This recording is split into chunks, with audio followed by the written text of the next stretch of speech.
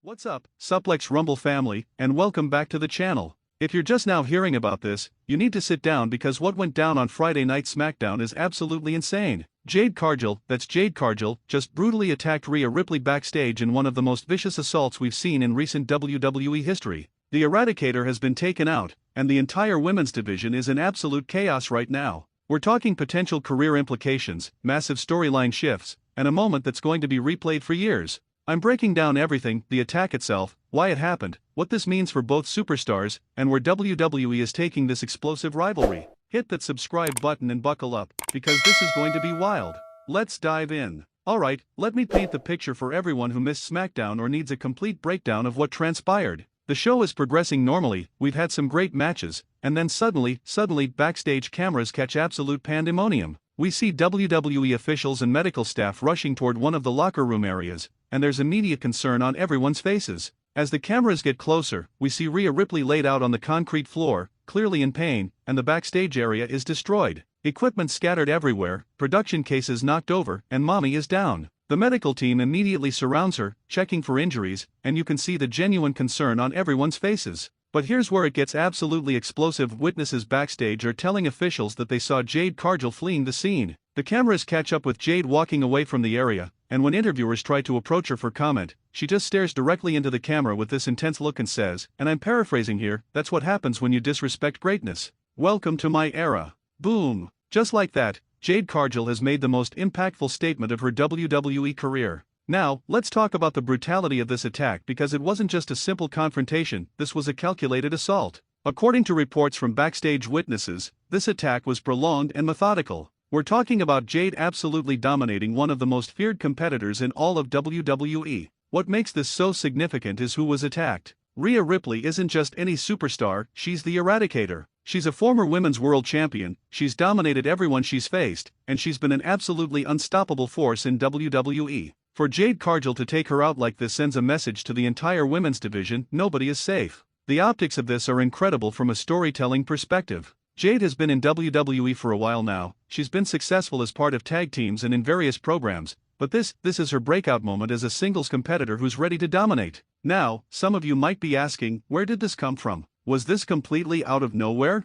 Well, let me take you back through the tension that's been building between these two absolute powerhouses. If you've been following SmackDown closely over the past few weeks, you've noticed the subtle interactions between Jade Cargill and Rhea Ripley. These are two of the most physically imposing, dominant women in all of professional wrestling. They're both incredibly strong, both have that intimidating presence, and both carry themselves like they're the top woman in WWE. Let's go through the key moments that led to this explosion. Several weeks ago, during a backstage segment, Jade and Rhea crossed paths, and there was this moment, this charged moment, where neither woman backed down. It was subtle, but you could feel the tension. Two alpha predators in the same territory. 2 weeks ago, Rhea made some comments in an interview about the women's division, talking about how she's faced and defeated everyone who's challenged her. She mentioned wanting real competition and specifically said she's waiting for someone to step up. Many fans interpreted this as a direct shot at Jade. Last week, this is where things really escalated. Jade was having a match, absolutely dominating her opponent, and Rhea was shown watching on a backstage monitor. The camera caught Rhea smirking and shaking her head, as if to say, "I'm not impressed." That kind of disrespect from the Eradicator? That doesn't go unanswered.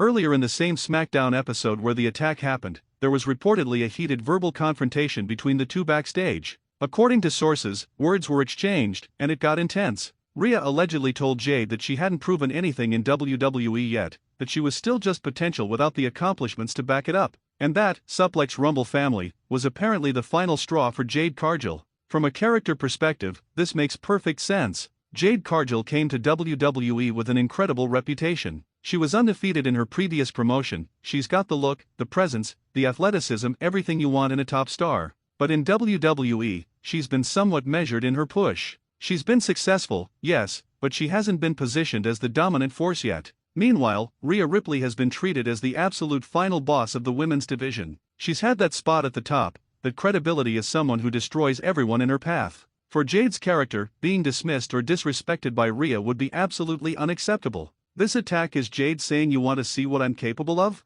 You want to question my greatness? Here's your answer." Host: so what happened after this brutal assault? How did WWE and the rest of the roster respond? Let's break down the immediate aftermath. After the attack was discovered, medical personnel immediately attended to Rhea Ripley. She was helped to the medical area, and according to reports, she was evaluated for potential injuries. Now, WWE hasn't released an official statement on Rhea's condition yet, but sources suggest she's dealing with significant pain and possible injuries from the attack. SmackDown general manager Nick Aldis was shown backstage, absolutely furious about what happened. He was demanding answers, trying to restore order, and making it clear that there will be consequences for this attack. But here's the thing, when you have two competitors as fierce and independent as Jade and Rhea, traditional authority figures often struggle to control the situation. The locker room reaction has been fascinating. Some superstars were shown expressing shock and concern for Rhea's well-being. Others seemed almost fearful, realizing that if Jade could do this to the Eradicator, what could she do to them? And then there were a few competitors who seemed almost excited by the chaos, seeing this as an opportunity in the suddenly uncertain women's division landscape.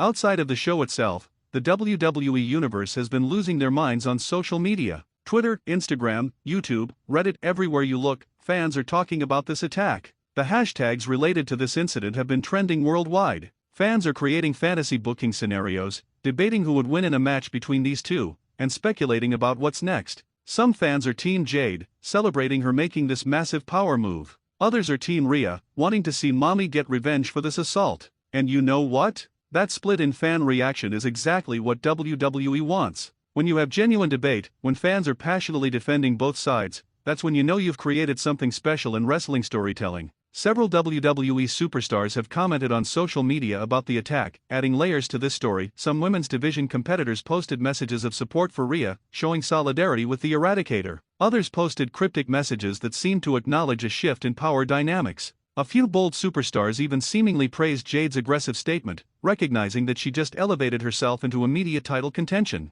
What's brilliant about this is how it affects the entire division. Every woman on SmackDown now has to consider, where do I stand in relation to this conflict? Do I align with Rhea? Do I respect Jade's move? Or do I use this chaos to advance my own position? Host, let's dive deeper into the psychology and motivations behind both competitors, because understanding why this happened makes the story so much richer. From Jade's point of view, this attack represents a calculated decision to seize her moment. Think about her journey. She came to WWE with massive expectations. She's incredibly talented, she has star quality written all over her, but in WWE, you need to prove yourself against the very best. Jade's character has always been about dominance and confidence. She calls herself the B*TCH for a reason. She believes she's the absolute best, and she expects everyone else to recognize it too. When Rhea Ripley, someone positioned as the top woman in WWE, questioned Jade's accomplishments or showed her disrespect, Jade's character couldn't let that slide. This attack is Jade's way of saying, you want to see what I'm made of? You want to question whether I belong at the top?